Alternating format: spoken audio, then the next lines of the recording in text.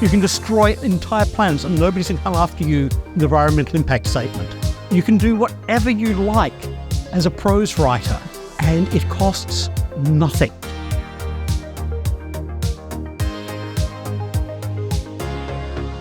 I'm Stephen Dedman. I taught creative writing at UWA for 13 years. My first teaching gig was actually for the Forensic Science Centre at UWA, which was a fantastic experience because I taught them how to plot, and they taught me how to pick maggots off corpses to determine time of death, and how to plant fingerprints at a crime scene. And I wish I had that job every year. Sadly, I don't. So I'm currently teaching at Murdoch. I was a book reviewer for the West Australian for 12 years. I've owned a science fiction bookshop and worked in several others, most of the ones in Perth at one time or another. I also design role-playing games. I nearly sold a script to Doctor Who back in the 80s. I'll tell you more of that story later. And I've done a number of other things, some of which are quite weird, mostly to make money, but not always, sometimes just for fun. At some stage, when you're writing, and I presume you will hopefully go on to write after this, you might not, I'll talk about that in a moment, there will come a moment when you get stuck. There will come a moment when you ask yourself, why am I doing this? And that's when you draw out that list and you think, okay, what are the things on this list that make me want to write or be a writer? And if it's money is on the list, and you look at what you're writing and you think, I'm never going to make any money out of this, you're probably not writing the right thing at the right time, or you've got the wrong reason. If enjoyment is on the list, and it should be, are you enjoying what you're writing? If you're not, take a break. Do something else. Write something else, maybe. Okay. If it's to have stories to tell your kids, and your kids are young, and you've got too many sex scenes and too many decapitations, again, you're probably not writing the right thing for the right audience. You may want to write something else. This is why this list is useful. I take mine out and check it every so often. Okay. The other thing that the list is useful for is there is a difference between wanting to write and wanting to be a writer. There are plenty of people who would love to be a writer if it didn't have to do any writing. I think it was Truman Capote who said that he loved being a writer. It was the paperwork he hated. And this is certainly true of him. I do enjoy writing. I usually manage to write something every day. When I was reliant on it for my income, which I was for about 5 years, I had a quota of minimum words to write per day, and that was usually quite easy. I'll talk about sometimes it's difficult in a while, but okay. Who is actually writing something at the moment? Good, that's about half of you. Yep. Okay. For those of you who are writing something at the moment, or for those of you who have an idea of something that you want to write, but you don't have the time, or you haven't thought of the right words yet, or whatever, what I would like you to do is think of that piece you want to write. This is a word count. Which bracket does it fit into? Is it a short story of 1,000 words, a longer short story of up to 10,000, a novel of up to 100,000? Is it Lord of the Rings? Is it Game of Thrones, which will never be finished, etc., etc.? Think about that for a moment, see what bracket it falls into. Okay. The reason I've asked you to do that is that a lot of this panel is going to be about what they, this lecture is going to be about what they call world creation. And world creation is something that science fiction and fantasy are renowned for, both in prose, and I'll mostly be talking about writing prose because it's mostly what I've done, and in film and television and other media. And a lot of writers, particularly beginning writers, when they're writing fantasy especially, do tend to get a bit carried away with world creation. And the reason for this range, apart from commercial aspects, which I'll get into shortly, is that the shorter the piece you're writing, the less of the world creation you can put on the page. This doesn't mean you do less of it necessarily, particularly if you enjoy it. You can create a world as elaborate as that of Star Wars or Lord of the Rings. Pardon? Yes. If you look at Tolkien's unfinished works, and then you look at the size of Lord of the Rings, yes, he kept on with the world creation for most of his life, even though he only produced a few novels out of it, because that's what he loved doing. He loved the languages. If he could have, he would have done nothing but the languages and possibly the maps. And I do know one fantasy writer, Russell Kirkpatrick. Anybody read any of his work? Okay. His first job was as a cartographer. He drew maps for the Traffic Authority in New Zealand. When his first novel was published, they asked, "Do you have any previous works?" He said, "Yes." He said, "Well, it's the Road Atlas of North Island."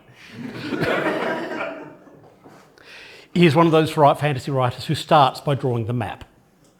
I'm fairly close to the other extreme. When I wrote The Art of Arrow Cutting, one of the reasons I did what I did in it, basically what I made it, an urban fantasy set in Canada and the west coast of the US, which is where I was when I started writing it, was because I hate mapping. I have been a D&D dungeon master almost since the game came out. And I advanced onto other role-playing games that I designed for. And when you spend hours drawing a map that your characters will just walk across in a few seconds, you get very, very tired of mapping. In fact, I became a game designer because I was drawing a map one time and thought, I should get paid for this. And I did. But yes, if that's where you want to start, that's fine. Another writer I know, local writer called Bevan McGuinness, I don't know if any of you know his work, he's a geophysicist by trade. And so he knows you don't draw square mountain ranges unless somebody's deliberately created them. So yes, if you want to start like that, if you want to start with setting, you can, but you don't have to. You can start with a character and decide, okay, what setting fits this character? You can start with a plot and say, okay, what setting has not been used for this plot? Did anybody see West Side Story? Yeah, West Side Story, they basically took Romeo and Juliet and said, okay, what happens if we move this to New York? Anybody seen Seven Samurai? Magnificent Seven? Yes. Basically, and because Kurosawa was a fan of Westerns, he was hugely inspired by John Ford Westerns. Somebody said, okay, we'll take Seven Samurai and we'll move this to the Old West. Battle Beyond the Stars, we'll take Magnificent Seven, including one of the actors, and we'll move this to outer space. We'll throw a lot of Kurosawa jokes, and so on. And I've done this myself, my story Transit, which is one of the 2 or 3 best things I've written in short fiction. I thought, okay, I want to do a teen romance because I've never done one before. But I'm going to do science fiction because that's what I know and that's what I mostly write. And I'm going to make it between a Muslim girl and a hermaphrodite. And so that's not a setting that people normally think of, and I can't for the life of me remember why I thought of this. I have a vague memory, it was because of a girl I'd met, but yeah, and this was actually before 9/11 attacks, by the way, when there was much less vilification of Muslims. So, but I thought, okay, this is interesting.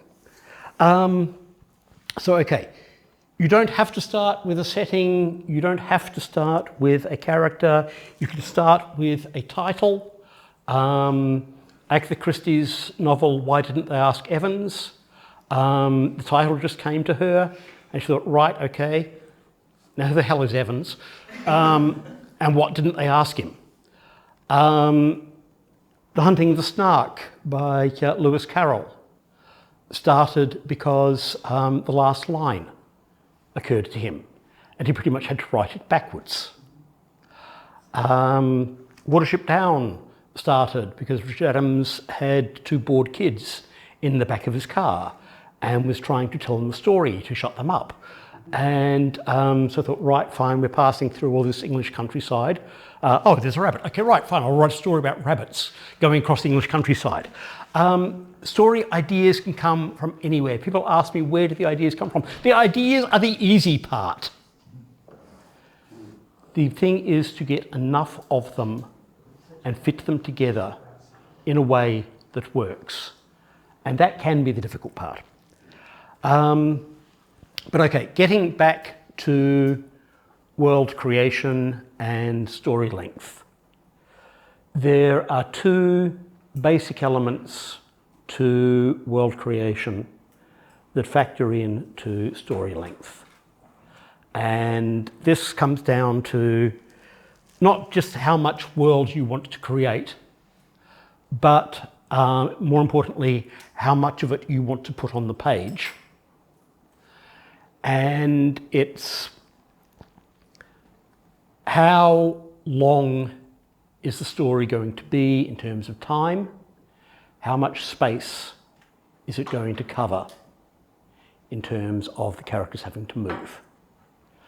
You don't have to describe anywhere that the characters aren't going unless it impacts on what they're doing or why they're going.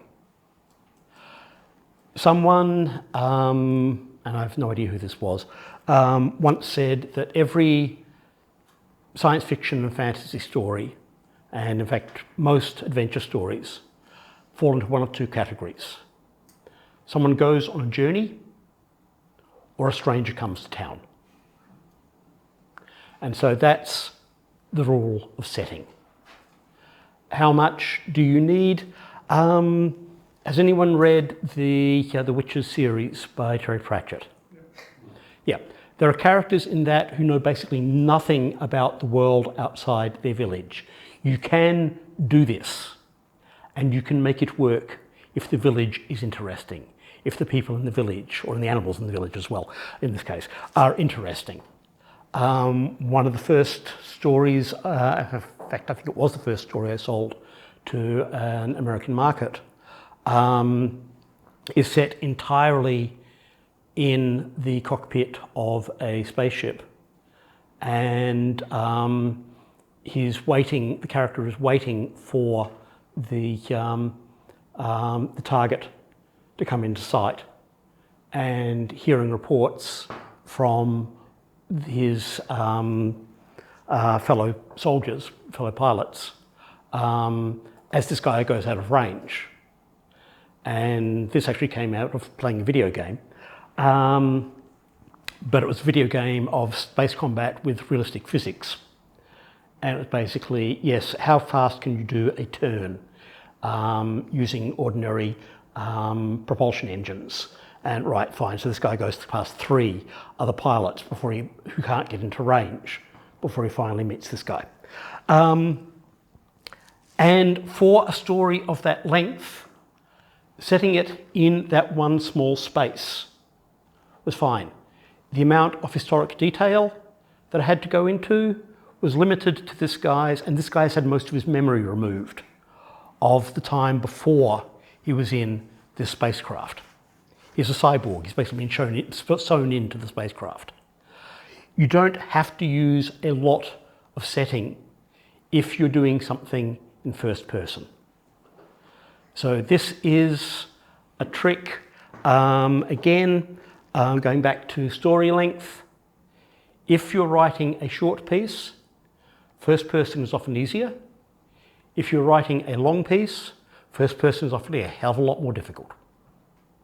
Back when I was a reviewer, they sent me a fantasy novel that was written in first person. It was an epic fantasy of Lord of the Rings type. And I thought, this is going to be tough because this guy has no idea what's happening that he can't see unless somebody tells him about it. And so when you're in, so yes, you've got a war the size of the War of the Rings. Yeah, exactly. There's a huge number of NPCs, which is another thing in setting. NPCs are setting. Whether you turn them into characters or not is up to you, but basically, again, they're part of the setting, and even if they're just NPCs, non-player characters, you still have to answer the question of why are they there, and how did this world create them? Do they have skills that will enable them to survive in this world? Do they have skills from another world, and if so, how did they get them? So, okay.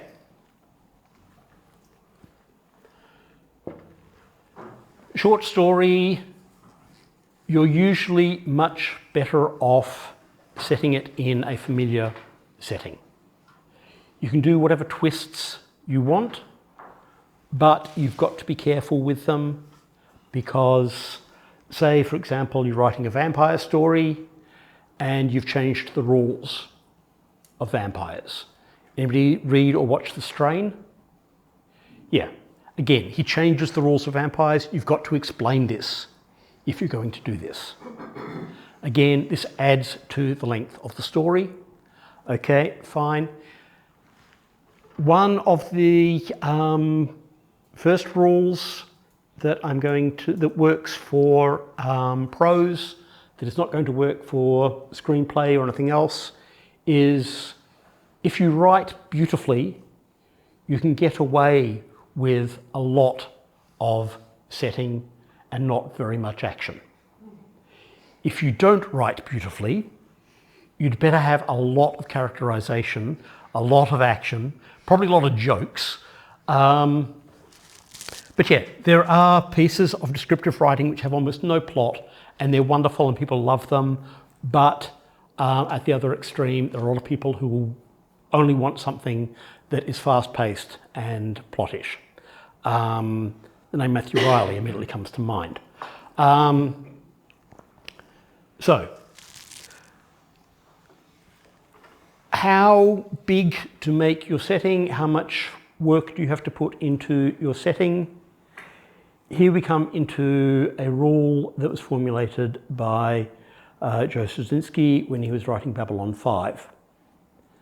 And he was once asked, how fast do the starships move in Babylon 5? He said, they move at the speed of plot. They move as fast as I want them to move. And if you're writing science fiction, you can do this. If you're writing fantasy, you can do this. You can cheat. You can skip part of the landscape by having your characters click their heels together or whatever the equivalent is. And that way you don't need to describe how difficult it is getting from the gates of Mordor to Mount Doom. You just got there in an instant.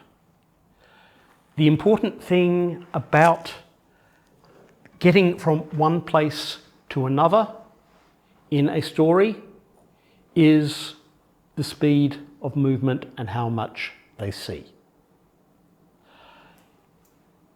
There's a book by Arthur C. Clarke, wrote 2001: A Space Odyssey, a lot of other books, also invented the communication satellite, where he was talking basically about how big space is, long before Douglas Adams got there. And he said that even if you remove the distances in space, what you now have is size. What you now have is complexity. And there's a line by one of his characters that echoes this, an astronaut who says, "Space is small, only the planets are big." Because space is empty. You travel in space for a hell of a long time to get anywhere. But that's where we come down to the speed of plot. You don't have to describe the boring bits. You leave out the boring bits. That's one of the first rules of a second draft. It's not necessarily the rule of a first draft. And so, rule of a first draft and rule of pretty much anything you write is your first draft is just for you. Nobody else has to see it unless you're practiced enough to write what is known in the trade as clean copy, a first draft that people will publish as it is. And the writers I know can do this. I've been doing it for started 30 years ago. Unless you can do this in your first draft, nobody should have to read your first draft. It can be handwritten as far as anyone is concerned. It can be entirely in your head as long as it's word perfect. Because ideas in your head are not the same as what's on the page. Okay, so your first draft has to be finished. And it has to be in a form where you can read it. So if your handwriting is as bad as mine, you may want to rewrite again very, very quickly. But if your first draft goes over length, not a problem. It doesn't concern anybody but you. There was an anthology I wrote a few stories for several years ago, where the word limit was 750 words. And I got about 2 weeks' notice of the deadline for it, because this was back in the days of snail mail. Editors didn't email you. And so I thought, right, fine, 750 words. I can write a 750-word short story before lunch. All my first drafts were 1,100 to 1,200 words. All of them got cut back to 750 words. First draft length does not matter.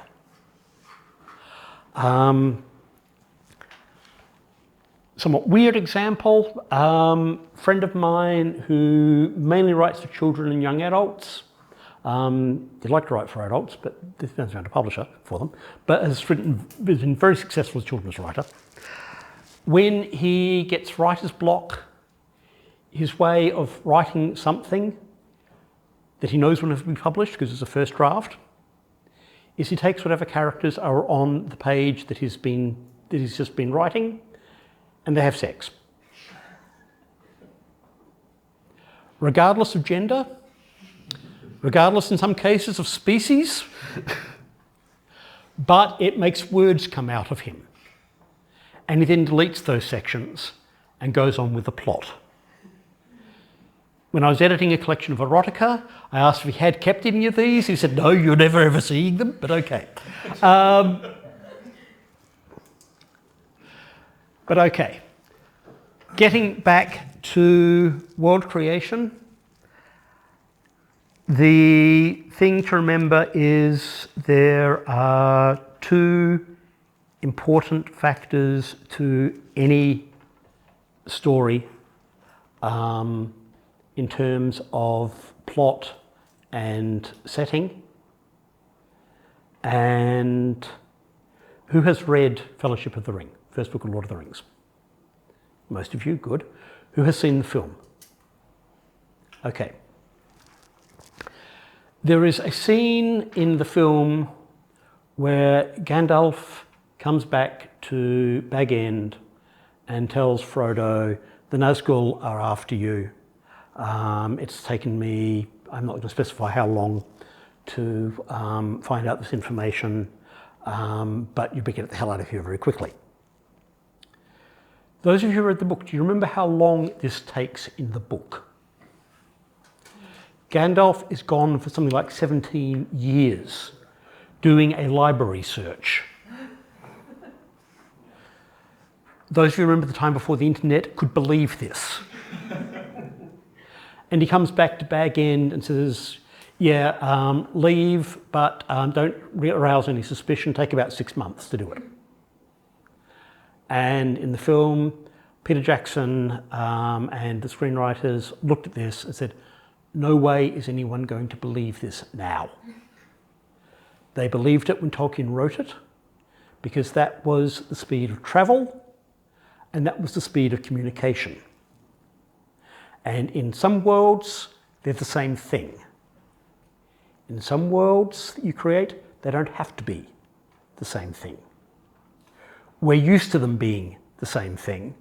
We're used to communication being faster than travel, for that matter. I mean, if I was back home, I would have saved myself a 3-hour trip. But there have been times when communication is as slow or possibly, because of circumstances, slower than travel, because you have to find the person that you're trying to communicate with. Anyone read Moby Dick? In Moby Dick, there's a scene where they meet another whaling ship and it has mail for them from the port they just left, in the vain hope they're going to run into another whaling ship, where some of the crew have known people in the other port. And yet that's how slow and difficult communication used to be. Robert Louis Stevenson once received a letter that was addressed to Robert Louis Stevenson, God knows where. And he wrote back and said he did. But yes, so if you're writing a science fiction story and you want your characters to not have backup, if you want them to not be able to find out what is going on from another source, you have communication that is no faster than travel. Star Trek occasionally did this when it was convenient. Usually communication in Star Trek, if you watch most of the episodes, it's as immediate as a phone call is here, but sometimes they get messages that have taken days or weeks to send, depending on where they are in the universe at the time. Gene Roddenberry never ever specified how fast information travels. He was always extremely vague about how fast Warp 8 actually is. But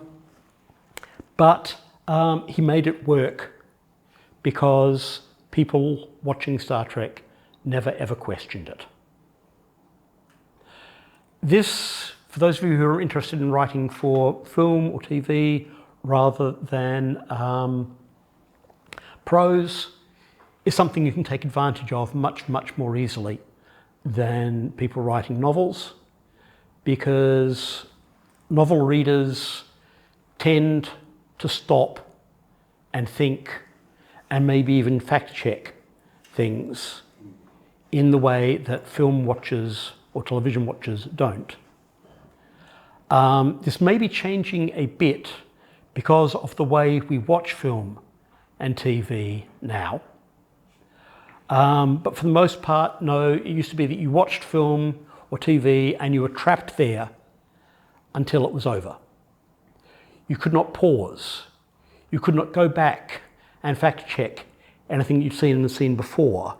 You couldn't say, hold on a second, I want to check how fast the speed of light really is.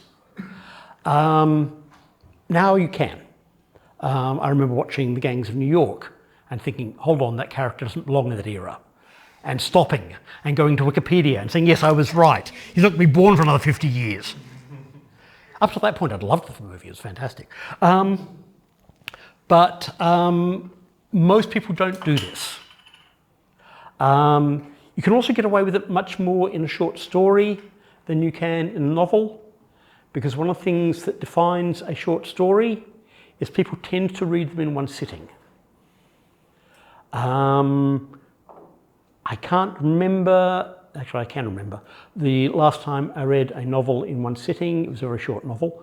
It was Lincoln's Dreams by Connie Willis, which is brilliant. It's also only about this thick. It's not, Lord of the Rings. But yeah, I read it without moving from the chair. Most people can't read novels that way. Most of us don't get time. And so when they're reading a novel, they're going to stop. They're going to think.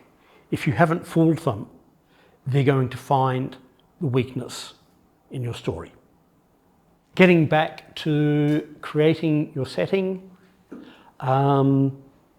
create as much setting as you like, or do what I do and cheat, and use a setting that exists and make whatever changes you need to it to make it fit your story. A novel of mine, young adult novel that I wrote a few years ago, North of the Dragonlands, looks like an epic fantasy, but when it came down to, okay, I've got this happening in several locations, girl grows up in a village, gets captured, turned into a slave, ends up in another city, another kingdom. I should draw a map. Oh no, the hell with it. This is a parallel universe. This is Earth. And I'm just going to use a map of Africa and Europe and change the names. And I did. And you can do this. You don't have to create any more world than you need unless you want to. Okay. At the, not quite the other extreme, but as more of a tangent, a lot of the writing I'm doing nowadays is tie-in work for a role-playing game called Shadowrun. I don't know if anybody plays it or has read any of the novels. Okay. Shadowrun. That's the fantasy cyberpunk one, Yes. yeah? Yeah, game, books, computer game, board game. And one of the reasons I got into this is while it's a horrible rule system, and in fact one of the anthologies of stories from the Shadowrun world starts off with the editor saying, Shadowrun is a horrible rule system, but everybody loves the world. And they do. It is a beautifully created setting. And this saves me so much trouble because I don't have to make up very much. I can use their setting. On the other hand, my most recent Shadowrun novel is set in Perth because nobody had written anything set in Perth in Shadowrun. And so I could make up as much as I liked as long as I didn't change any of the rest of the world. And this is great because this means that I don't have to explain the politics. I don't have to explain the magic system, which is the other really great thing about Shadowrun, a lovely magic system. I don't have to explain why there are dragons. I don't have to explain why people have guns and why they have wires in their head, stuff like that. People reading it will know this.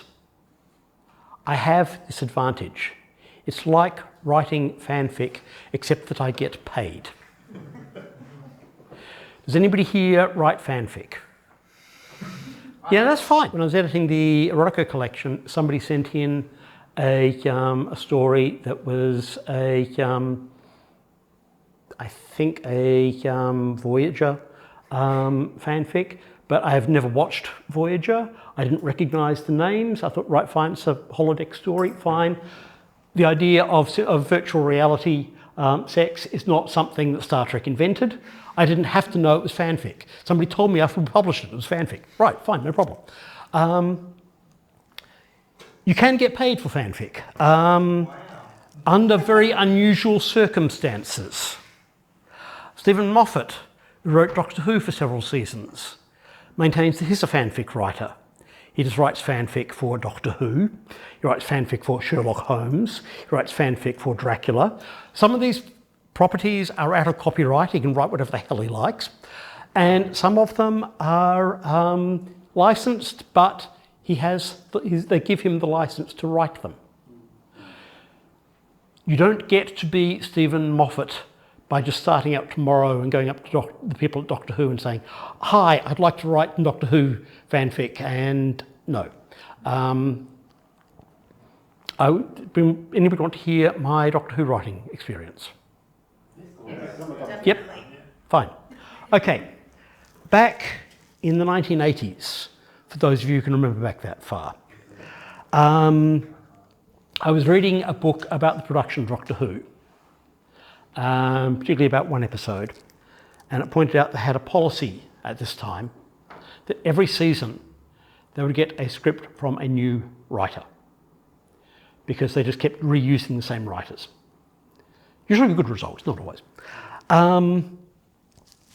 The problem with this for new writers was that to save money, back in the days of the original Doctor Who,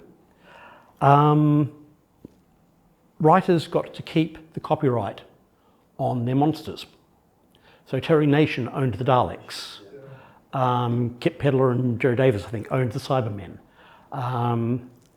Robert Holt owned the Sontarans, etc. So no other writer could use them without permission, which also meant they would have new monsters in Doctor Who every so often. But no, I read this, I thought, fantastic. I'm going to England at the end of the year. I'm going to pitch them a story as a new writer.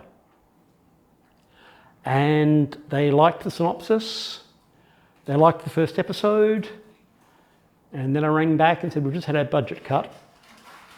We've lost 6 episodes this season. We can't afford to take on a new writer. My opinion of the Colin Baker era is never quite recovered. But many years later, an editor I knew slightly got the job of editing a Doctor Who anthology for Big Finish, who do the audio books for the original actors, and asked if we were interested. And I asked a lot of Australian writers if we were interested, and a lot of us said yes. And it was originally going to be set in London. I thought, fantastic, I've lived in London, I can think of all sorts of stories set in London, no problem. And then 2 weeks before the deadline, I said, oh, they've given London to somebody else, we now got to do Prague. I had never been to Prague. I fixed this, but I had never been to Prague. The other writers that I knew had never been to Prague. A writer I knew who had not had his outline accepted was having his honeymoon in Europe, including a stop in Prague. He got very sick of us, the rest of us emailing him with questions. But yes, I got asked to do this story because I've been writing for probably 30 years by this stage, and getting published for most of that time. I got to write Shadowrun because I'd already had 2 novels out, and one of my editor's interns went over to the publishing company that was publishing Shadowrun novels. And his boss said, I'm looking for a writer to do a Shadowrun novel. And he said, well, Stephen Dedman runs role-playing games. I'm pretty sure he's played Shadowrun, and he writes good action scenes and urban fantasy. So I met up with his boss at a convention, and I said, you want to do this? And I said, how much is it paying? And she told me, and I said, yes, fine. It wasn't a huge amount. It was not actually as much as I was getting for my own novels. It was slightly less. But I knew it would be fun, and it was. And so I've written another 2 since. I'm working on another one. And so that's how I got involved, because I had already been published doing my own stuff. There have been a very, very few success stories from people who started writing fanfic and got discovered. 50 Shades of Grey is, of course, the most famous. 50 Shades of Grey was originally Twilight fanfic, and she filed the serial numbers off, sold it for an obscene amount of money, had 3 movies made, etc. This happens about as often as a meteor coming through somebody's roof and hitting them. Do not count on it. If any of you had money down as one of the reasons to become a writer, yes, some writers do make money. Very, very few of them. There was a list 2 years ago, I think, of the 10 best paid writers of novels in current publishing, the living ones. And it pointed out that James Patterson was the only one in the entire list who made more of his money from publishing than he did from film rights, TV rights, merchandising, t-shirts, plastic wands, etc. J.K. Rowling makes a lot more money out of extruded pieces of plastic that somebody puts Harry Potter on and calls a wand than she makes from the novels. This is where a lot of the money comes from. You're very, very unlikely to make a good living as a novelist. I'm not saying it's impossible, I'm just saying it's very, very difficult. I have one writer friend whose best, most successful piece of writing was back before She-Ra, Princess of Power, the original one, not the much better remake. Before that was produced, she had a character named She-Ra in one of her novels. And so the people producing the TV series were told about this, and they came to her and they said, if we give you $10,000, will you promise not to market not to sell the toy rights to our character named She-Ra? Said, yeah, okay, sounds like an easy $10,000, I'll take it. And yes, she admitted later that she hadn't actually made up the name of She-Ra. It was the name of a friend's cat. And the friend wanted the cat mentioned in the novel, said, yeah, fine, I'll call one of the fighters She-Ra. You can make money this way. It doesn't happen often. Anybody see the movie Real Steel? No? Okay, no problem. Richard Matheson, who was a writer for Twilight Zone, wrote a number of movies and novels, got a lot of money, I think it was $500,000, out of the movie Real Steel, because 50 years earlier, he had written a story about a robot boxer. And they said, okay, to make sure he doesn't sue us for stealing his idea, we'll give him $500,000 if he signs a piece of paper saying he won't do that. Because the trick with movies is that if you threaten to sue a film company over a movie saying something was your idea, and you get a judge to say, okay, that sounds plausible, they can't release the movie until the court case is over. This costs them a lot of money. This is why they were trying to sort these things out earlier. Okay, so there are ways to make money from writing, but your chances of making a lot of money from them are very, very slim. I've made about $250,000 from writing. That's taken me about 30 years. The average writing income for anybody in Australia, and I suspect most people in America, is less than $5,000 a year. I make more than that most years. Occasionally I've made less. But I did, for 5 years, manage to survive on just a writing income. Most of it as a book reviewer.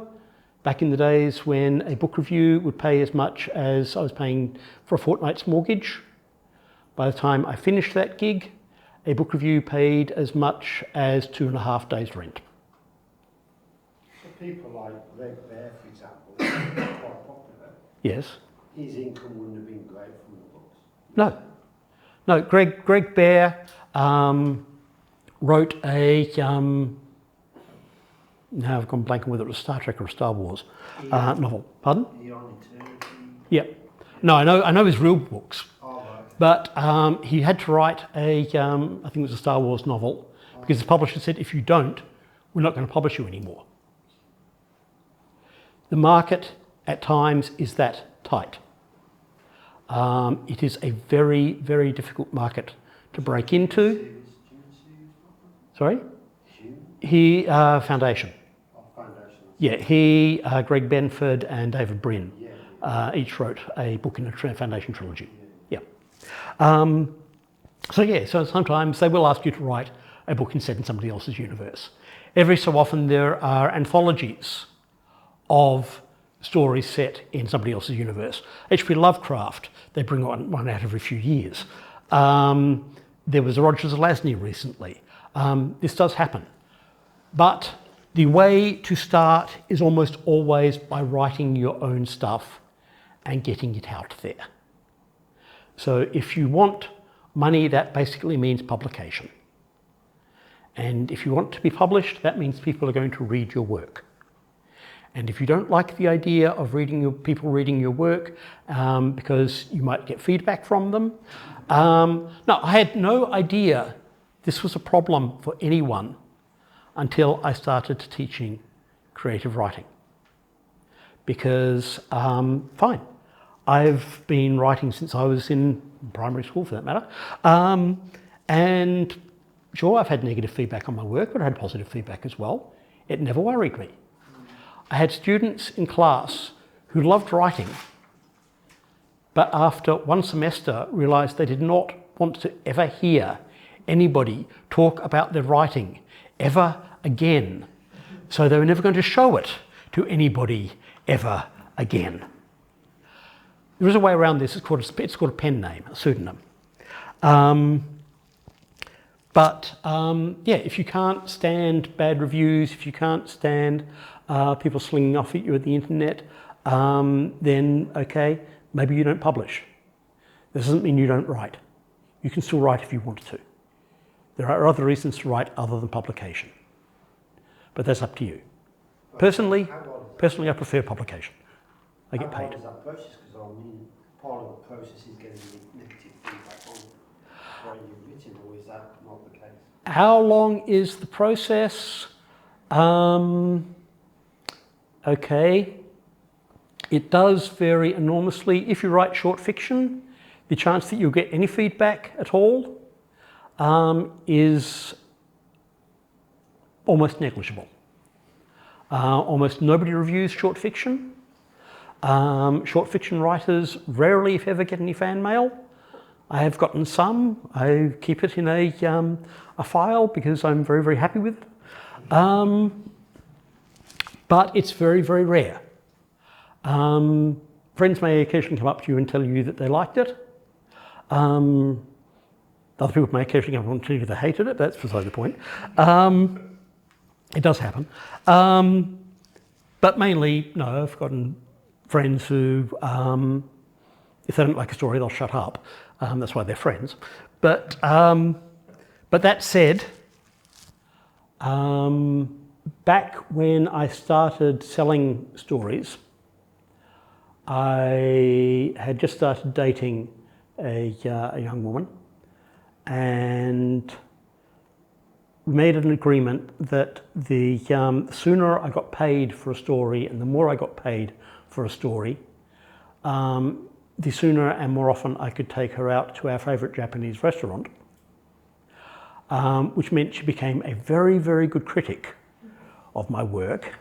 Would tell me when a story was ready to be sent out and who I should send it to, and was a huge influence on my career, and 3 years later I married her. If you find somebody who can do that, that's how good they are. Okay. Anybody have any questions so far? Okay. I'm now going to get on to this. The reason I did this is because, and this will mostly be of interest to any of you who are interested in publishing. These are roughly the sort of brackets that publishable fiction falls into. There are markets for stories as short as 100 words. They don't tend to pay very well unless they're competitions, in which case the first prize is likely to be fantastic, the second and third prizes are likely to be pretty good, and nobody else gets a cent.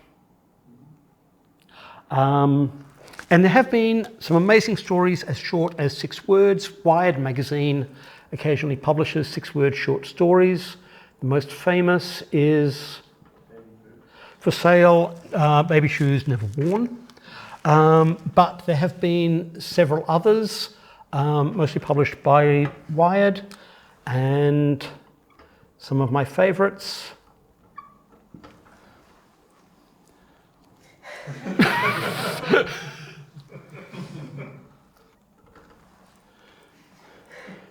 Some of the younger ones among you may not get that one. And the one that my students always love, and this one's by Margaret Atwood.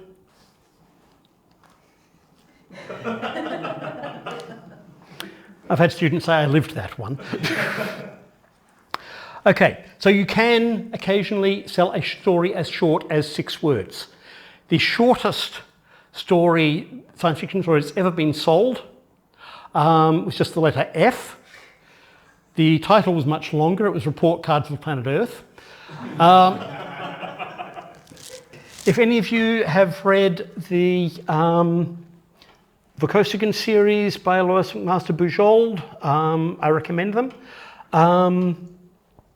But yes, the last chapter of one of her novels, one of the last ones in the series, is nothing but 100-word short stories of different people's reactions at a funeral for a character who has been there since the beginning.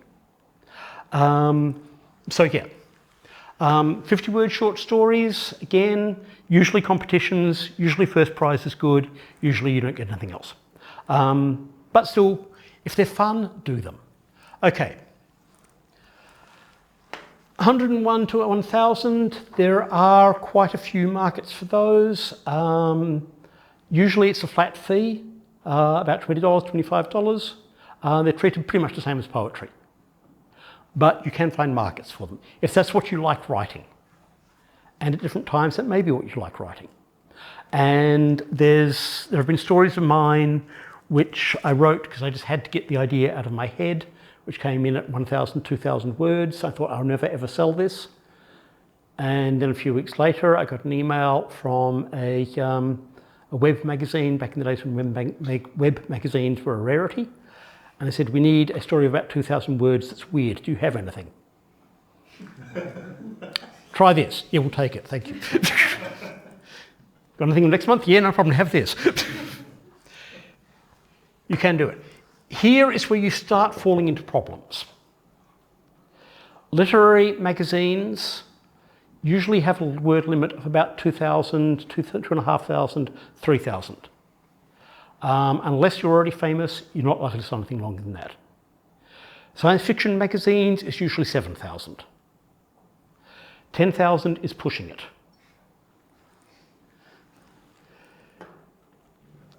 $10,000 to 100,000, okay. Anyone ever read Different Seasons by Stephen King? There's an afterword in there about the danger of writing novellas and trying to get them published. And this was from Stephen King, who's one of the most publishable authors on the planet. And it's basically that, yes, it's too long for a magazine, it's too short for a novel. Electronic publishing is changing this. It hasn't changed it completely yet, but it can. Because if people can get a novel for 99 cents as an ebook, then something that's 20,000 words, 30,000, 40,000 words for 50 cents, yeah, fine, 50 cents, not a problem, I'll read that. This may change publishing significantly, but it's not there yet. I will talk about self-publishing if people are interested, but again, it's not a way to be guaranteed of making money. Okay, so 60,000 is about the floor limit for a young adult novel or a romance, Mills and Boon type romance. They tend to be about 60,000. They might go as low as 40,000. If that's your favoured distance, that had better be your favourite genre. It's more difficult to sell an adult novel under 90,000 words now than it ever has been in my memory. But 90,000 is about where you start for a science fiction novel or a mystery novel. 100,000 they prefer. Fantasy, you are very, very hard put to find a publisher for anything under a trilogy. And just because you've sold them a trilogy doesn't mean they'll publish a trilogy if the first book doesn't sell well. These are the unfortunate realities of publishing nowadays. And barring self-publishing, there's not very much we can do about it at this stage. On the bright side, if you do like writing fantasy, Australians read a lot of it. There was a discussion years ago, people from Dymocks were at a writers' conference, and they were saying that ideally we'd like to separate the science fiction and fantasy sections. We'll put fantasy up the front with the bestsellers, and we'll put science fiction up the back with the stationery. That's the market in Australia nowadays. Very, very hard to sell a science fiction novel, and very hard to sell a standalone fantasy novel.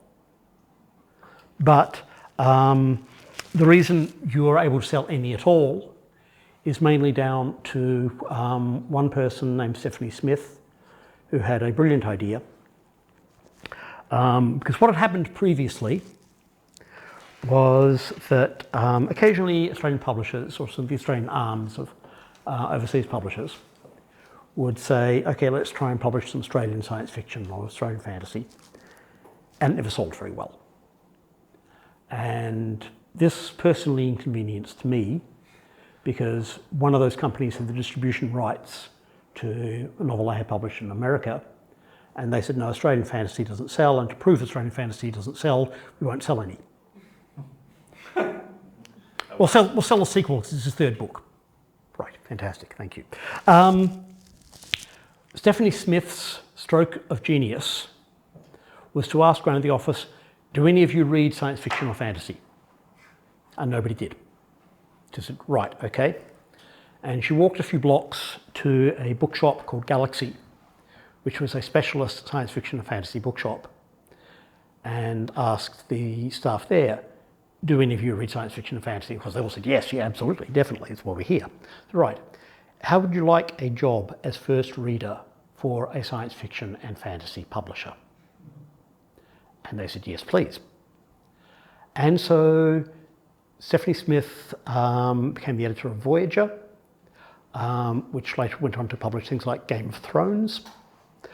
And did this because they realised that Australians read fantasy at something like 3 times the speed of British readers. And they're owned by, all the publishers here were owned by British companies. Unfortunately, Stephanie Smith left Voyager. Voyager is no longer the safe bet that it used to be. But for a time there, it was fantastic. Okay. But yeah, if you're looking at writing fantasy, aim for something of at least 250,000 words, but break it down into volumes of about 100,000, 90,000 to 100,000. That is pretty much the only way to get published nowadays. And one of the reasons that fantasy is difficult to publish at shorter lengths is, and we're back to world creation.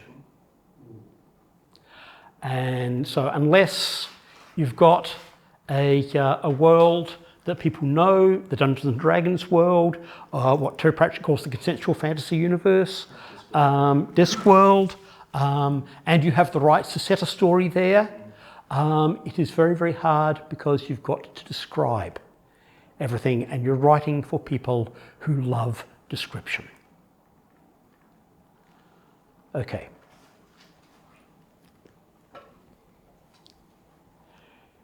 Any big questions before I go on? Okay. Sorry, I have Yes, a question. certainly. What about Audible? Sorry? Audible, the Amazon app for listening to Yeah, audiobooks? yeah, Audible, yes. Yes. Okay, I've published on Amazon, but I haven't yet published on Audible. I haven't looked very much into it, but yes, Audible is doing a lot of shorter works, and one of the main reasons for this is that while this is a tricky length for publishers, the novella, anything like that, it is great for audiobooks and it is great for movie rights, because trying to film all the complexities in a good novel in 2 to 2.5 hours is very, very difficult. So ideally, you either do a mini-series of at least 4 hours, or you do 2 movies, or you go and you get a novella, which is half the length of a novel. And who has seen Dune? Yep, who has read the book? Okay, if you look at the book of Dune, that was originally 2 magazine serials. It was published as 2 halves. The film is doing pretty much exactly what the novel did. But that was back in the days when it was easier to serialise a short novel in a magazine. But yes, Audible again is opening the market to shorter works, because listening to a 100,000 word novel being read takes a hell of a long time. Again, getting back to Stephen King, he heard the Thornbirds as an audio book when he was very, very sick one time, and he felt at the end as though they'd been married to the characters in this, because he'd been with them for so long. For those of you who are interested in podcasts, Pseudopod publishes horror, Podcastle publishes fantasy, Escape Pod publishes science fiction, and they do it as audio as well as text. And their ideal is a story of about 20 minutes as an audiobook, originally defined as about the same length as the boss's commute. So, yeah. What did you say Skatepod does? So SF. Sci-Fi. Yep. Their only disadvantage, I used to sell to them when they first opened, before anybody else had heard of them. And then other writers thought, oh, they're taking pre-published stories. I have hundreds of them. I'm going to send them all of them. So now they've actually, A, they have limited reading periods every year for each one, and 2, they have a rule that every author can only submit one pre-published and one original story per year. If it doesn't get bought, bad luck. So yeah, that's what the market is at nowadays, and one of the other reasons for this, and I know I'm not supposed to swear in this thing, so I'll just write that on the board instead. There is a market called Clark's World, again a very, very good market, online magazine. Good editor to work with. I've sold him a story. They've closed the magazine to submissions because so many people are just getting ChatGPT to write their stories, and they just said, oh, this is not worth doing anymore. We're only going to work with authors we know. But yeah, for those of you who like audio, well worth checking out. Okay.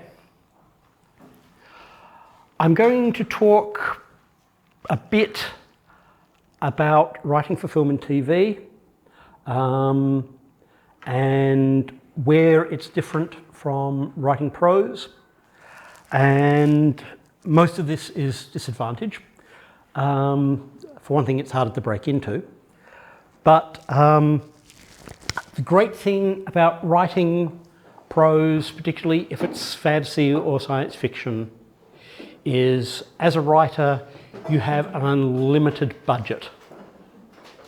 You can have entire armies of orcs or ents or whatever. You can destroy entire planets and nobody's going to come after you with an environmental impact statement. You can do whatever you like as a prose writer, and it costs nothing. Film and TV are getting sort of to that stage now thanks to CGI.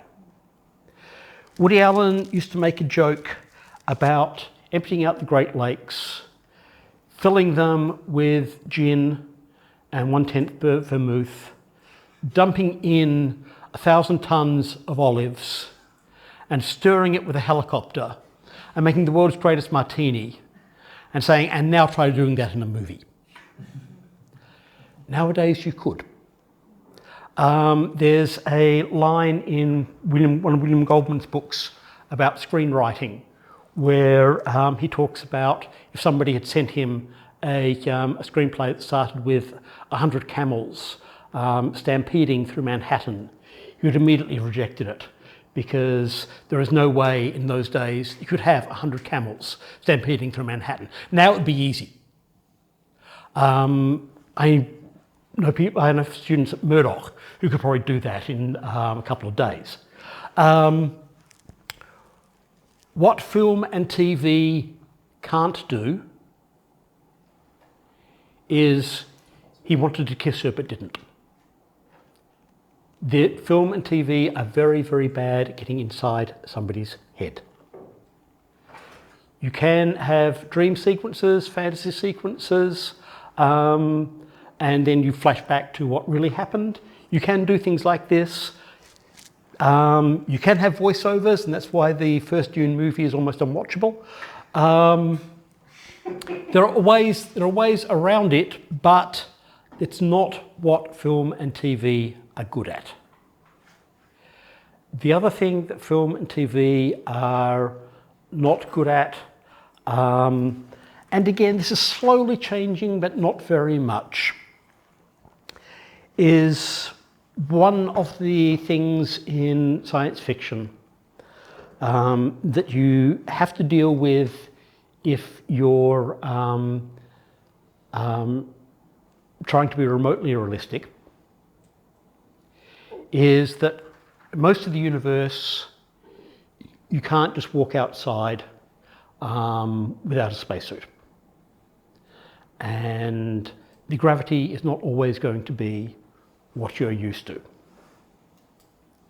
And film and TV hates this. If you look at original Star Trek, for example, and you try and count the number of episodes, we actually see somebody in a spacesuit. They almost never did it, because you can't see somebody's face well enough in a spacesuit. Film and TV hates spacesuits. They also, and for reasons that have nothing to do with actors' egos, or with the fact that nobody looks sexy in a Apollo moon suit, they don't like gravities other than roughly one gravity. If you watch even The Martian, which is one of the most realistic science fiction movies I've seen in a long, long time, they basically don't bother trying to simulate the fact that Mars has 1/3 of our gravity because it's too expensive. There's just no way to do it realistically. And the other thing that they hate, and this is again real physics, and again people have tried it and found that it just won't work with an audience, is in space, not only can nobody hear you scream, nobody can hear your spaceship. Everything is dead silent. When they filmed the original credits for Star Trek, they had the spaceship, they had the Enterprise going past without the whoosh. And people just didn't believe it, because we're used to hearing the whoosh. Similarly, in Star Trek, Star Wars, pretty much anything you name, you won't actually see laser beams in space. You only see a beam of light when there's something for the light to activate. So all of the star battles that you see in Star Wars, you're not going to see those laser beams. And again, they tried with Star Wars, think, okay, can we do this silently? And no, nobody's going to fall for it. Because yeah, our instincts tell us this is wrong, because we're used to the way things happen on Earth, and we're used to what we've seen in science fiction movies for the past 50, 60, 70 years. So yeah, if you're writing for film and TV, there actually is a legitimate way to cheat on this, and to do Gene Roddenberry credit, he actually did take this on board. The Drake equation, if you want to look it up, is basically an attempt to answer why we've not heard of any aliens, or heard from any aliens. And it's basically a series of variables on how many planets have how many stars have planets. Well, we know now that one. We now have a reasonable idea of that one. We didn't back in the 60s. How many planets are in a habitable zone?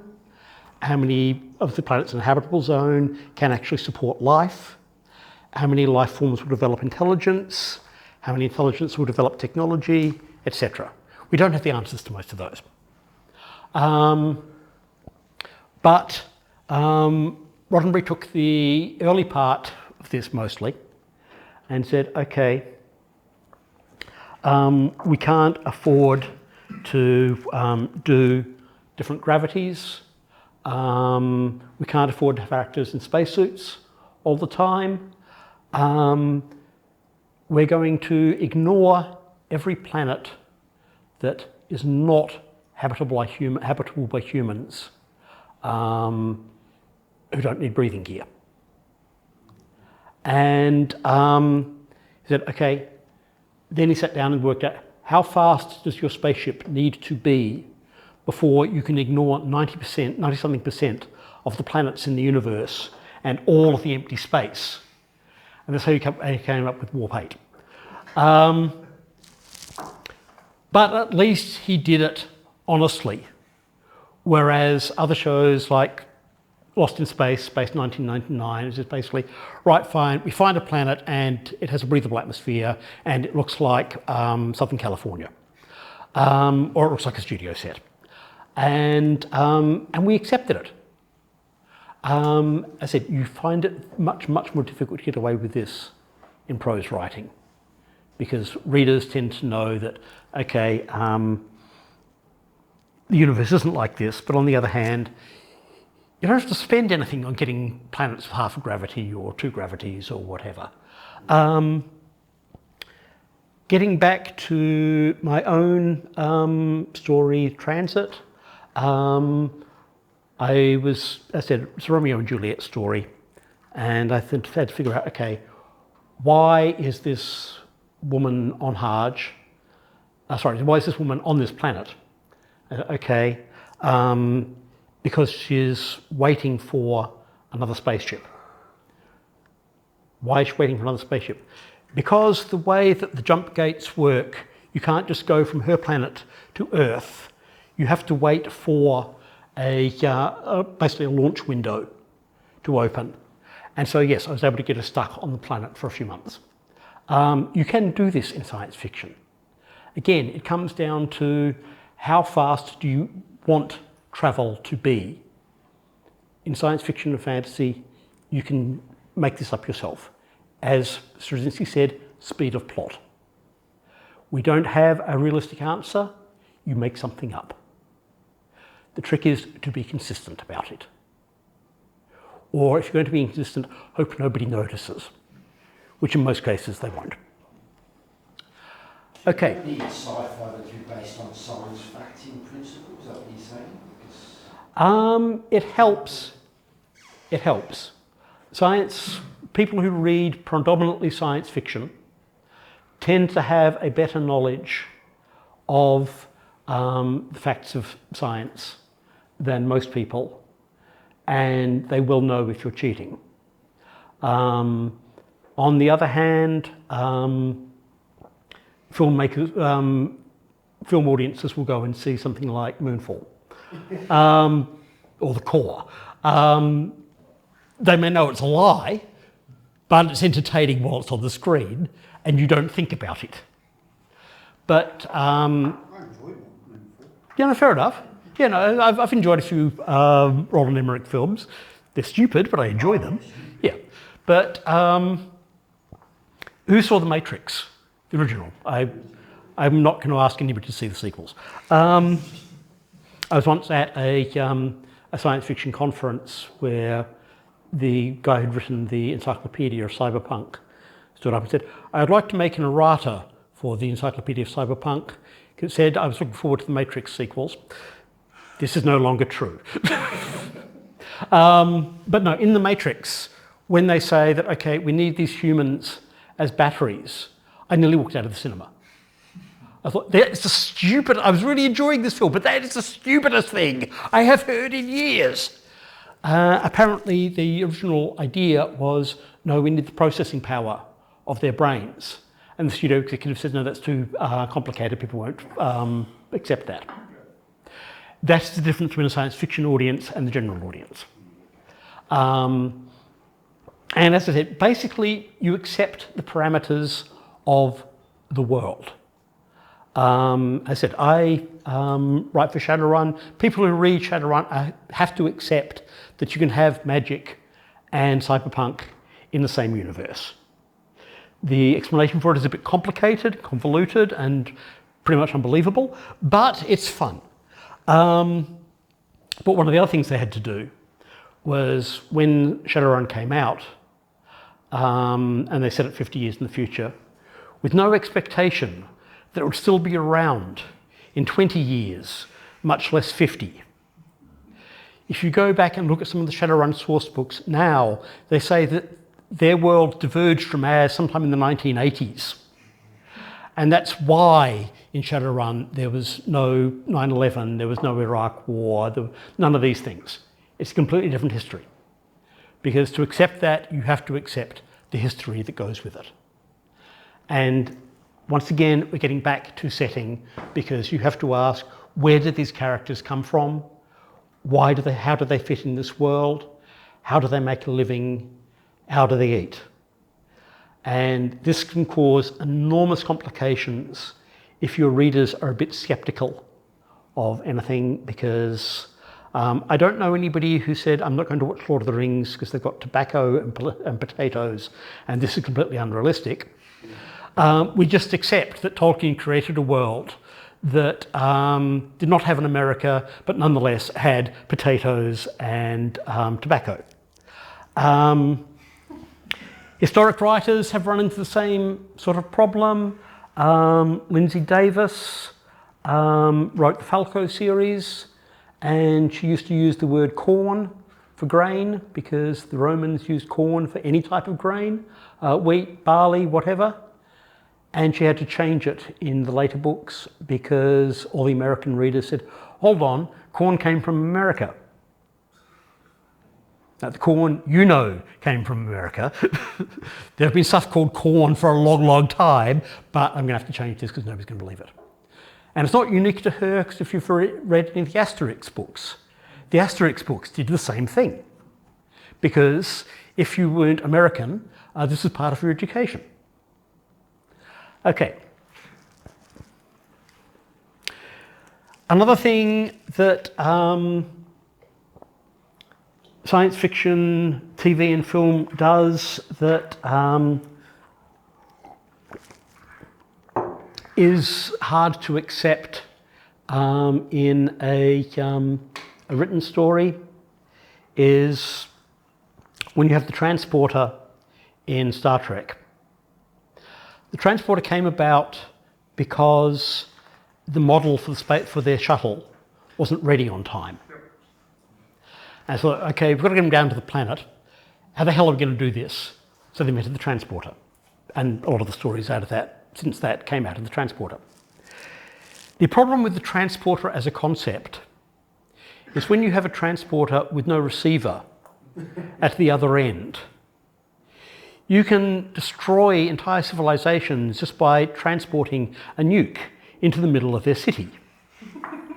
And then they made this worse in the reboot by saying you don't need spaceships at all. You can transport from Earth to the middle of the Klingon Empire. And you thought, who thought this was a good idea? But yeah, again, it was done as a money-saving exercise because film and TV has a limited budget. As prose writers, you have an unlimited budget. You can do whatever you like. Okay. Any questions before I go on? Okay. So, to recap and to talk a bit about publishing, self-publishing, I've tried for one novel. I've made almost no money out of it. I fortunately didn't have to spend any money on it either. Because my cover came from a friend of mine when I was asking on Facebook, because I know a lot of cover artists and a lot of writers, how much does it cost to do a cover? And the friend said, I'll do it for free if it's fun, and if it's not fun, I won't do it at all. I said, okay, sounds good. Here's the idea. I said, right, fine. The novel's online. The novel's available as a paperback or an ebook. If you want to go looking for it, it's called Immunity. It's my non-science fiction, non-fantasy novel, the only one I've written so far. But yeah, it has made me almost no money. I think it may have made enough to pay for the few paperbacks I bought as presents for people. But not much more. If at a grand total, I think it's made maybe $200 so far, which, considering that it's 5 or 6 months' work, isn't very good pay rate. So, do I recommend self-publishing? Not if you want to make money. Do I recommend self-publishing if you want people to read your work? Not particularly. This is in fact one of the things I'll say in defense of fanfic. If you want people to read your work and possibly give you feedback on it, fanfic is great for that because it's free. You've got a readership almost automatically, which is again one of the reasons I do tie-in fiction. Yes, some of them will give you feedback and some of it will be positive. And when you get spam of negative feedback, so friends who write fanfic, it's fairly obviously spam. But it does get your name out there or your pseudonym out there if you prefer, which from fanfic is not usually a bad idea in case somebody gets litigious. But yeah, there have been success stories in self-publishing. I mentioned Matthew Riley earlier. He's a weird example because he self-published before there were ebooks. And he had enough time and enough money to not worry about whether it was going to make any money in the short term. And he went around in person to bookshops and said, will you stock this? And an editor from Pan Macmillan saw a copy, bought it, read it, and called Matthew Riley and said, hi, we'd like to publish you. He said, fantastic. When it's coming out, he said, oh, not this book. We have no interest in publishing this book. He still never managed to find a publisher for his first book, except himself. But he's been very successful. And they found him because he got his work out there. Sometimes that's enough, but not often. Even as a novelist, my print runs for my non-tie-in novels were 5,000 copies in hardcover, 10 in paperback. Never reprinted, except as ebooks. Translated, but not reprinted. And that's an American publisher. Australian publishers, the print runs now, you're lucky to get 2,000, sometimes you get 500. Again, it's not a reliable way of making money. On the other hand, I'm still getting royalties for stuff I published in the 1980s. So it's a slow way of making money, but the main important thing is if it's fun for you, then do it. If it's satisfying some itch you have, then do it. If it's a story you really want to tell and you want to get out there, then do it.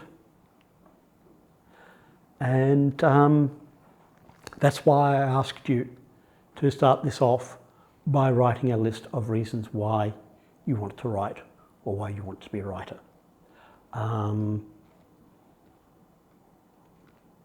And like so many things, including say, cryptocurrency or whatever, you only ever hear about the successes. You very, very rarely hear about the failures. Pretty much the same with acting, for that matter. People have seen Raiders of the Lost Ark.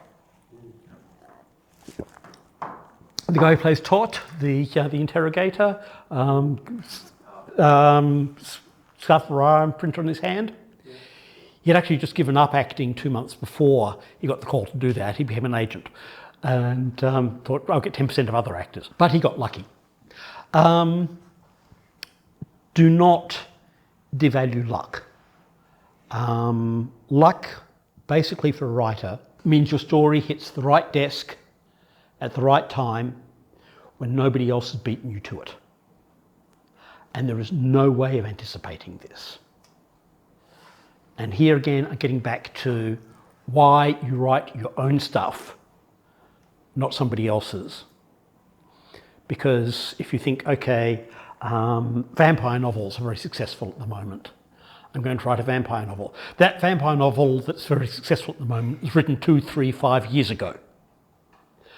In the time since it came out, faster writers than you have already finished their vampire novels and sent them in. And the ones that have been accepted have already been accepted. And this is why, getting back to film, William Goldman, who's probably the best writer about writing for film that exists, or existed, is dead. But he wrote Princess Bride and Butch Cassidy and Sundance Kid, Ghost in the Darkness, a lot of other things. Said if you want to be a screenwriter, you move to Hollywood because the gossip travels too slowly otherwise.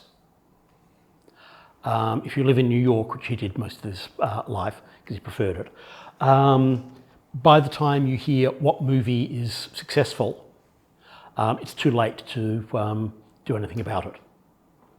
So yeah, don't try and copy somebody else if you want it to be published.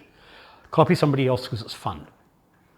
And writers do this. There's a writer named Charles Stross who's written a series of basically Lovecraftian spy novels crossed with Yes Minister. And each time he picks a different spy novelist to copy for the writing style and the plot. So you've got a Modesty Blaze Lovecraft spy novel. You've got a James Bond Lovecraft spy novel. You've got a Robert Ludlum, etc., Jean Le Carré, etc. And he does this deliberately, though it's sort of an accident. What actually happened was that he wrote this as a standalone. He wrote one novel as a standalone and wrote a science fiction novel as a standalone. And he sent them to different publishers thinking, okay, one of these might be successful. Both of them were, and they both wanted sequels. He had to quit his day job as a programmer to try and keep up with his deadlines. He's a nice guy too. Yeah, copy other writers if you think it's going to be fun. Copy other writers if you think you can learn something from the process. One of the things I learnt from trying to write like Stephen King for a while was one of the tricks that I still use, which is how to use paragraphs. And if you look at a Stephen King novel or a Richard Adams novel, such as Watership Down, Plague Dogs, and like that, and I realised later Tolkien did this too. When you have descriptions of setting, they're long paragraphs. When you have action, they're short paragraphs.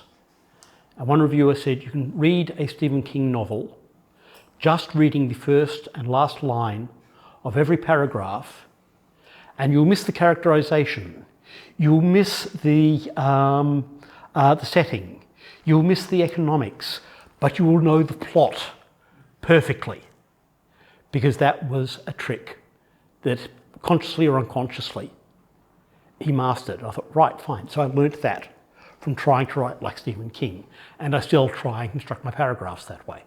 Yes? Is there a problem taking inspiration from the novels? I mean, it depends how much. It depends how much and whether the novel is still in copyright. I mean, again, Stephen Moffat said, yes, he writes fanfic, he writes Sherlock Holmes fanfic. Sherlock Holmes is now out of copyright.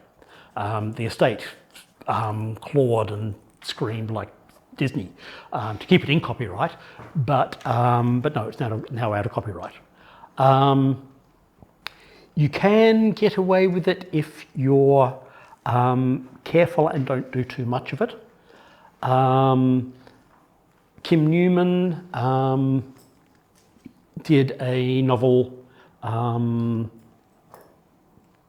you got it probably 20 years ago now, called Anno Dracula, which is a fantastic book if you're a vampire fan, which is a Jack the Ripper story with the premise that Dracula escapes from Van Helsing and company in 1887, and marries Queen Victoria, who's been recently widowed. And he has put every vampire who is depicted as living in that era in that novel. He has put fictional characters such as Dr. Moreau and Dr. Jekyll and Bill Sykes from Oliver Twist and so on in the novel. He's put film vampires like Count Yorga and Nosferatu are in the novel, and historic characters like the Elephant Man are also in the novel. And it is wonderful. And he was so popular that he had to write sequels. So he wrote one set in World War I. Right, fine, all of those characters are pretty much out of copyright.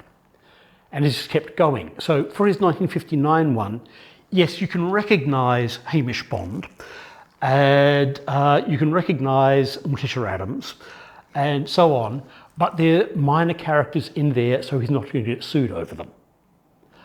On the other hand, a writer got sued by Dean Koontz a few years ago for copying whole pages of action from a Dean Koontz novel, and somebody spotted it. And so he thought, okay, because if I nip this while it's a couple of pages, nobody's going to try and steal a whole chapter next time. Yeah, he sued them and he won. So yeah, be very careful not to do too much of it. And too much of it is going to depend on your editor. And this is one of the other reasons to go with professional publishing if you can, rather than self-publishing, because you will have an editor. And so, for example, in my last Shadowrun novel, my editor actually said, we can accept 2 Lord of the Rings jokes, but we can't have 3. Which one are you going to cut? I said, okay, I'll cut the first one. It's not funny, or not as funny. It's only funny if you know Lord of the Rings. But I kept the other 2, and they're still in there. And the novel before that, who's read Neuromancer by William Gibson? Okay, famous first line, which is the sky over Chiba was the colour of a television tuned to a dead channel. Which when he wrote it in the 1980s, a dead channel was static, of black, white and grey. 10 years later, a dead channel was blue. So there's a line in my novel that says, the sky over Seattle was the blue of a television tuned to a dead channel. And my editor said, are you sure you want to do this? And I said, yes. I said, okay. You do know what you're doing? See, I do know what I'm doing, yes. So no, you're allowed to get away with a small amount of it, but don't push it. And as an editor's, part of an editor's job is to tell you when you're pushing it. And again, it's a lot of the time it's unconscious.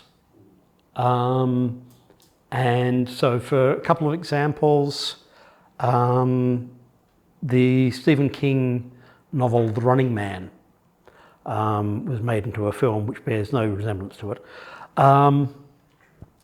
But there was a writer I know who had been commissioned to do a script of a novel called The Seventh Victim by Robert Sheckley, which has very much the same plot. And so the friend, Harlan, who knew Stephen King, an old friend of his, rang him and said, did you ever read a book called Seventh Victim? And there was this embarrassed silence at the other end as King realised he'd stolen the plot of somebody else's novel accidentally. He did pretty much the same thing in Tommyknockers, which is 5 Million Years to Earth, which is a film I know Stephen King has seen because he's enthused about it. Carl Sagan had it pointed out to him how much Contact resembled the Black Cloud by Fred Hoyle, who was an astronomer in England. And Sagan said, frankly, it was the most embarrassing moment of my life when I realised that. And sometimes it's just a coincidence that writers get the same idea at the same time. Did anybody see Independence Day? Okay. The idea of using the virus against the aliens in Independence Day. Arthur C. Clarke had just written the final novel in the 2001 series, which had the same ending and came out a month later. Because yet, when an idea circulates, other writers get it at the same time. And I know a science fiction editor who said, I can always tell when Scientific American has come out with a new story about a new type of prosthetic or something, because I will get 20 or 30 stories about it in the next month. And it got to the stage, for example, vampires with AIDS. Guidelines from a lot of magazines says, no vampires with AIDS story. Everybody who thinks of it thinks they're the first. Trust me, they're not. But yeah, the ideas float around and people have them at the same time. When the idea of solar sails came out, was a NASA thought experiment. Arthur C. Clarke and Paul Anderson wrote stories with the same idea behind them, sent them off to different magazines, and they used the same title. And Clarke's came out second, third, he changed the title. So yeah, you can get away with, okay, no, I did not read this, I'm not copying it, etc. Sometimes you don't get away with it. Ever see the film Amistad, Steven Spielberg? Amistad is based on a true story, but there is dialogue in it which they proved was the same as a novel written about the historic incident. And Spielberg had to pay out a load of money for it, and it's one of only 3 films he's made that lost money as a result. But yeah, he's also been sued for every film he's made that wasn't based on a pre-existing novel or a non-fiction book. So yeah, be careful with it, and this is why whatever other people say, that, you know, if you read such and such, it will inspire you and you'll end up copying them. The answer to that is read widely. Read as much as you can. And here, speaking as an editor, yes, we could always tell when somebody had been reading Pratchett before they sent us a story. We could tell when they've been reading Ursula Le Guin. We can tell when they're reading Kurt Vonnegut. These styles, Stephen King, these styles, Clive Barker especially, these styles are so distinctive that you can tell what someone's been reading before. But if someone has been reading Stephen King and Terry Pratchett the week before, you may come up with something that's completely new and very interesting. Who has read or seen Good Omens? Okay. Who has read the books or seen the TV series of William, Just William, by Richard Crompton? When Terry Pratchett and Neil Gaiman had the idea for doing Good Omens, the original title was William the Antichrist. They deliberately were going to base this on the William stories. And the other idea, of course, was The Omen, that they're going to mash these 2 things together. And they went to Crompton's estate's lawyers, and they said, no way. So they changed the names and got away with it. And there's actually a joke in the TV series at the end where Azrael is in his bookshop and there's a whole load of the William books on one shelf. He says, I don't remember seeing those before. So yes, there is a limited amount you can get away with, but as I said, one of the advantages of an editor is an editor will tell you when he thinks you can't get away with something. And yeah, the Shadowrun novels, just a couple of examples. I've had another editor tell me, no, cut this joke out. And I did. I had 2 characters named Colin and Clive. And so somebody said like, Colin Clive. And the editor said, look, I know you know who Colin Clive is, take this joke out. I said, what if I change the names to Christopher and Lee? That's not the best idea you've ever had. So, yeah, read widely. The first rule, someone say the 0th rule of writing is read as much as you can. The next rule is write.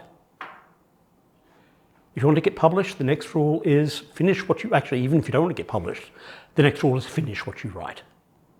You don't necessarily have to finish what you write if your aim is to be a writer rather than to have written. I have a writer friend who has never managed to finish any of her novels, but she's gotten residencies and grants on the basis of her first chapters, because her first chapters are very, very good. But she's never managed to finish a novel. She sold some short stories, but she's probably not a novelist, and she's probably going to eventually realise this. My second most successful book is one that's never been published.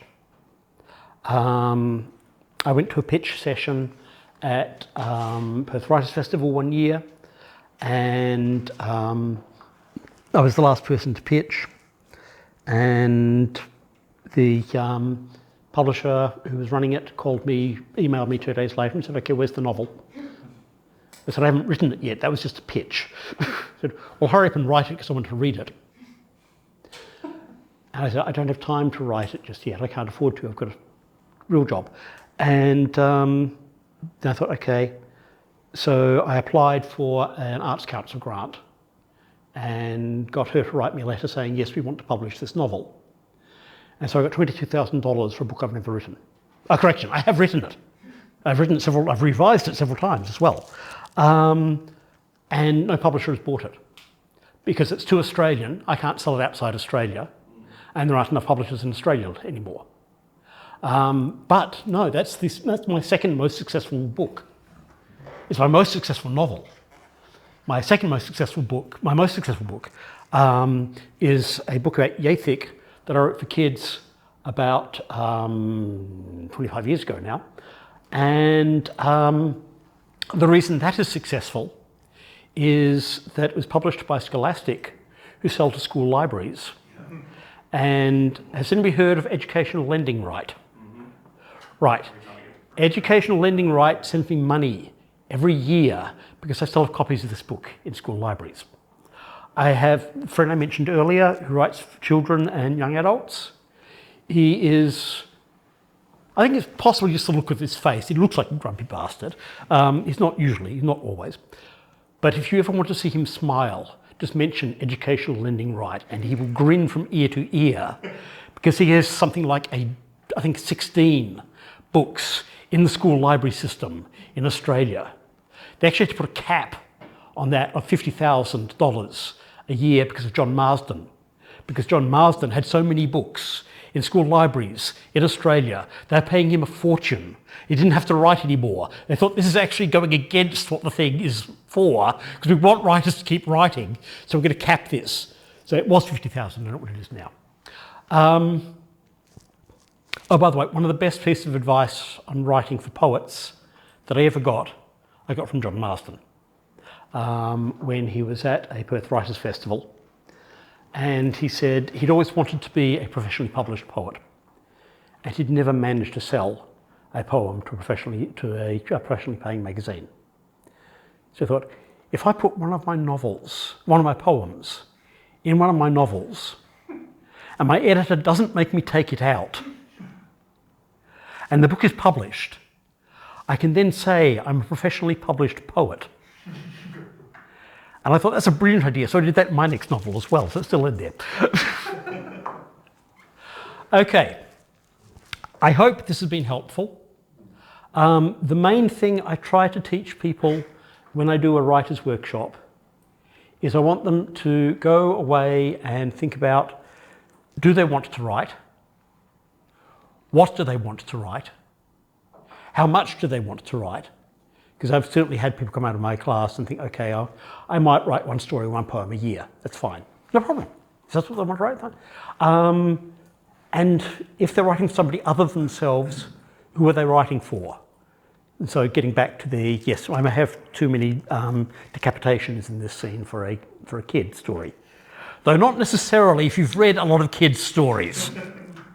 I was doing a Writers on the Road thing a few years ago, and I found out that kids don't cope with suspense, but they cope with gore much better than I'd expected. So the scene where the monster explodes in the microwave was a real hit. Okay, we've got 10 minutes left. Are there any questions? Well, Yes. That's not sure what happened to the story that you pitched to Doctor Who, but they didn't accept it. What did you do with it? It's still there. I keep every story that I don't sell. If I ever do get a chance to write for Doctor Who, that will be the next episode I do. I will rewrite it, obviously. I will update it. I will the special effects will be much better than they were when I wrote the first one in the 1980s. But no, that's the other great thing about living now. I was an early adopter of desktop computers. I got my first one in 1983. It helped that I was dating a woman whose father sold computers.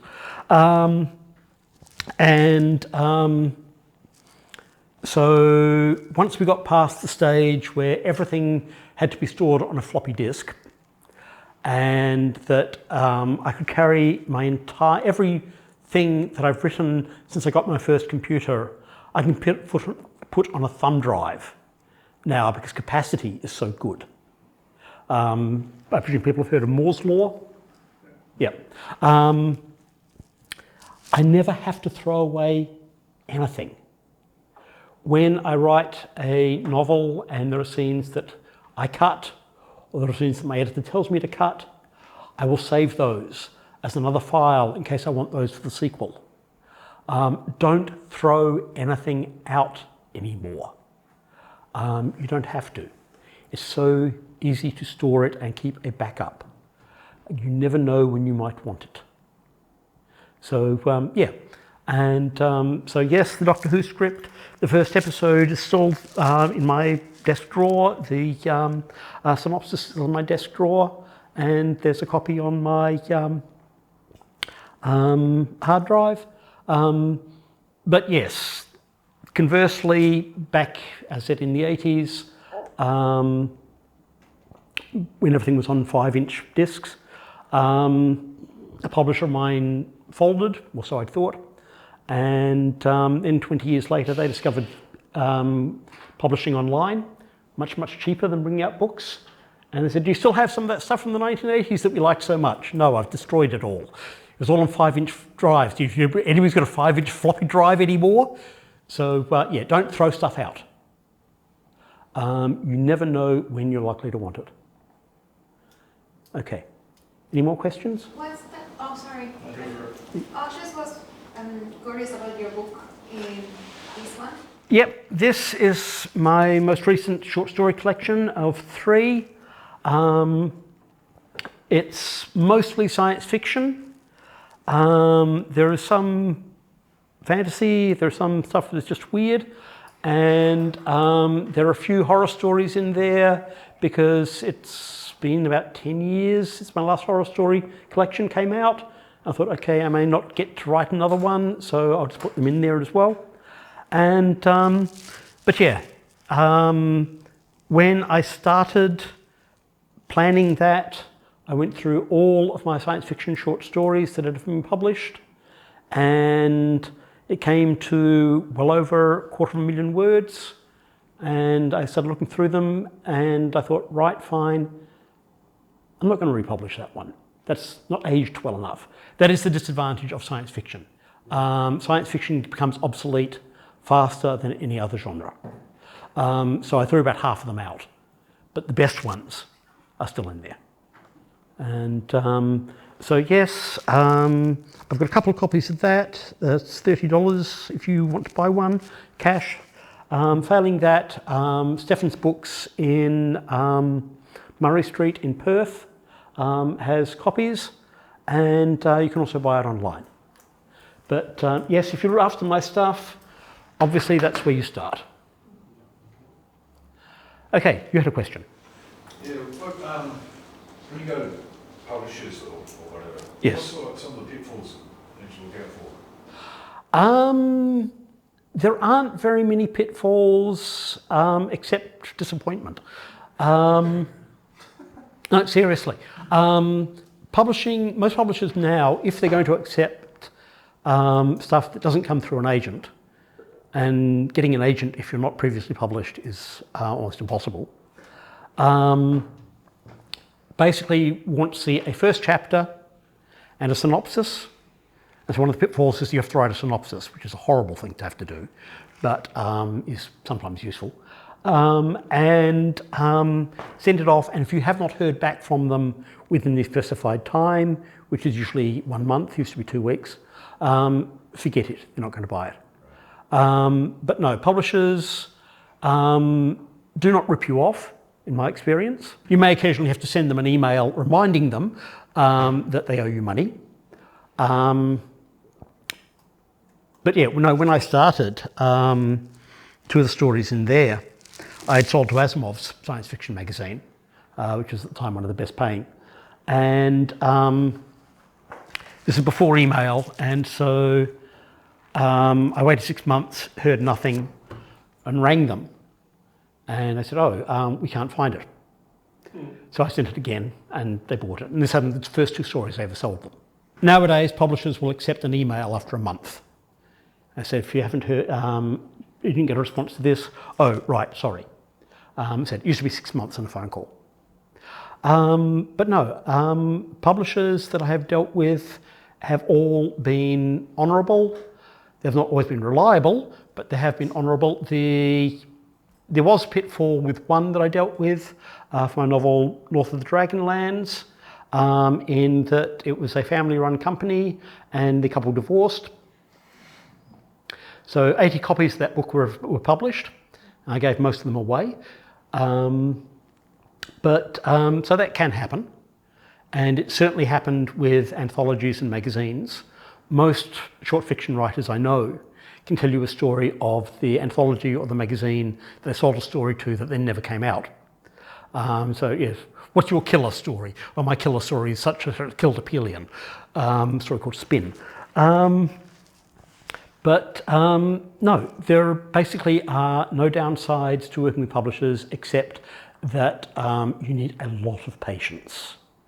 I like to say that because one of my big interests is paleontology, I'm used to thinking in terms of millions of years. This is very useful when you're used to dealing with publishers. Because they can be very, very slow. If you want to bring a book out quickly, then you self-publish. But that's the only disadvantage to publishers. I mean, granted, for a professionally published novel, your royalty will usually be 8% of the cover price. So if it's selling for $10 in the US, you're getting 80 cents. But if you sell it as an ebook, because it costs them almost nothing to produce multiple copies or an ebook, the standard royalty is 50%. Some will pay 60%. If you sell enough copies, you might get 12%. But professionally published ebooks, the royalties are much greater. The disadvantage is almost nobody pays an advance for ebooks. It's just royalties. You may be waiting a long time to get paid. But then that's what writing is like. You wait a long time to get paid. That's going to be Stephen.